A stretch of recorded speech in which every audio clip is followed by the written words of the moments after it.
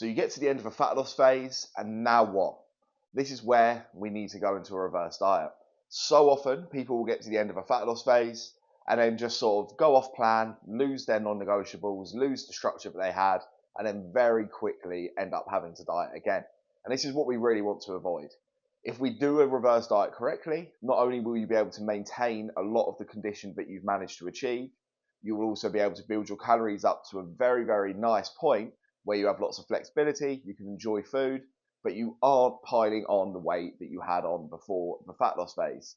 So the way that we do this is that we slowly bring up calories and we slowly bring down output. We don't just get to the end of the fat loss phase, ditch all the cardio, ditch the steps, and then pile in the food. I'm guilty of doing that before myself, and trust me, all that results in is you hating the way that you look, feeling disappointed in yourself, and very quickly having to then diet again to get off the added weight. If you do go about this in a slow and controlled way, you'll be able to do this phase for a much longer period. You can build your calories up to a point where when you next come into a fat loss phase, you don't have as much, you don't need to go as low with calories, you don't need to go as high with your cardio, and you'll be able to do a fat loss phase in a much shorter amount of time because you'll have maintained a lot of your condition. So in a reverse diet, the big focus for us switches from fat loss to training performance. This is really what we want to base all of our changes off. You want to see performance going up, strength going up, endurance in workouts going up, your ability to recover to also improve, meaning you could probably add a little bit more volume to your sessions. You'll be able to train more muscles more frequently, and you'll just be able to put a lot more into your training, meaning you're going to be able to grow more muscle. And if you're using those calories in the correct way, you will not be piling on fat, which is what we want to avoid. My client Dave, for example, went 8 weeks into a reverse diet. He still had his abs at the end. His calories were 1,100 calories more than what he was when he was at the end of his fat loss phase, and condition and overall look was actually better, which is why he jumped into my client photo shoot in December. We weren't even really dieting at that point. We were 8 weeks into a reverse diet, but because we did it in a slow and controlled way, we managed to keep the condition, add fullness to muscles, improve training performance, and that just kept him in a great position. So that's very much the goal with a reverse diet. Some of the mistakes people make is they lose the level of strictness they were applying to their fat loss phase. The same applies in your reverse diet. You still need to be getting your steps done. You still need to be getting your cardio done.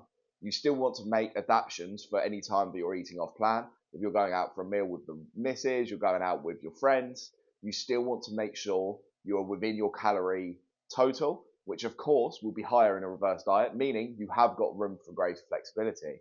But what we want to remove is the idea that, oh, I'm not dieting, I can do what I want. Because that very, very quickly adds up and will compound over time. And then, like I say, will result in you piling on fat that you didn't want to have.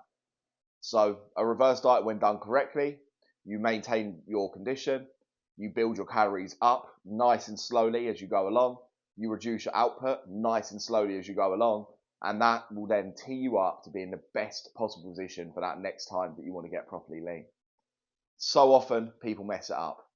Please don't let it be you. I've done it.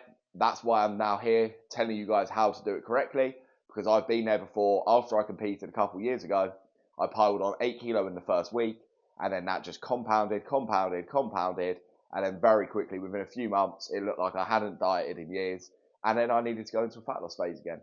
You will also cut your muscle building phase short if you don't do the reverse diet correctly. The idea is you get fully lean, and then you want to go through a prolonged gaining phase. And the only way for it to be prolonged is if you go about this phase correctly, you apply the same level of strictness, you keep the same non-negotiables present, and then, and only then, will you actually see the benefit of going into a gaining phase properly. Take these tips, guys, apply them to your own journey when you get to the end of a fat loss phase, and trust me, the result you will see will be unbelievable. One other little pointer, just to finish off with, is do not rush to get into a diet, into a reverse diet. Very often, I've worked with a lot of clients over the years, and quite often people get to like 15-20% body fat, and they're like, oh, I'm happy where I am now, I need to go into a reverse diet and start building my calories up. Wrong.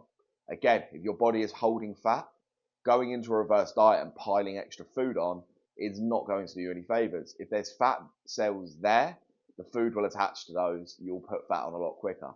If you have gone all the way through with a fat loss phase, got fully lean, that is when you then reverse diet, and that is where you will see the benefit. So do not rush entering into this phase. Once you have got fully lean, 100% you need to get into the reverse diet. And if you do the things that I've mentioned there, you will see an amazing result.